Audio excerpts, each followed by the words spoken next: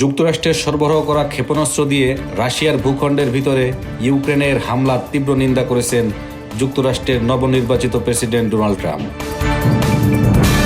Time ম্যাগাজিনে দেওয়া এক সাক্ষাৎকারে ট্রাম্প এ প্রসঙ্গে বলেন, যা ঘটেছে তা সম্পূর্ণ পাগলামি। টাইম ম্যাগাজিনের 2024 সালের পার্সন অব দ্য ইয়ার বা বর্ষসেরা ব্যক্তি নির্বাচিত হয়েছেন ট্রাম্প। গতকাল বৃহস্পতিবার ম্যাগাজিনটিতে ট্রাম্পের একটি সাক্ষাৎকার ছাপা হয়। সেখানে ট্রাম্প বলেন, এটা পাগলামি। রাশিয়ার কয়েকশো মাইল ভিতরে ক্ষেপণাস্ত্র নিক্ষেপ নিয়ে আমার তীব্র আপত্তি রয়েছে।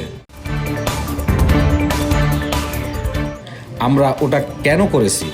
আমরা শুধু এই যুদ্ধে উত্তেজনা বাড়িয়েছি এবং এটিকে আরও খারাপ করে ফেলেছি। এটা করতে দেওয়া উচিত হবে না।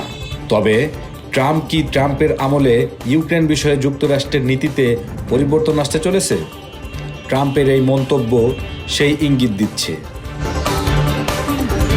গত মাসে ট্রাম্প যুক্তরাষ্ট্রের প্রেসিডেন্ট নির্বাচিত হন।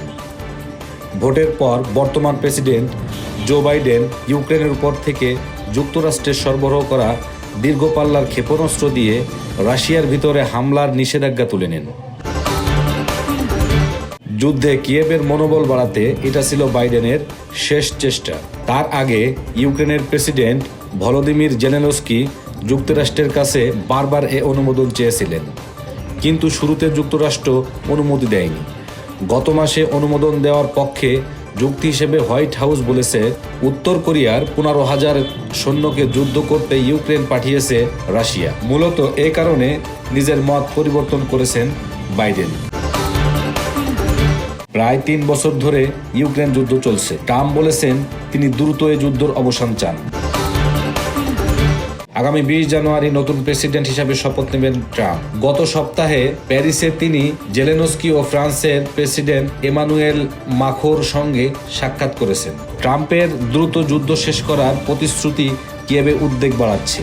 তাদের ভয়, চুক্তিতে বেশিরভাগ সুবিধা হয়তো মস্কোর ভাগে যাবে।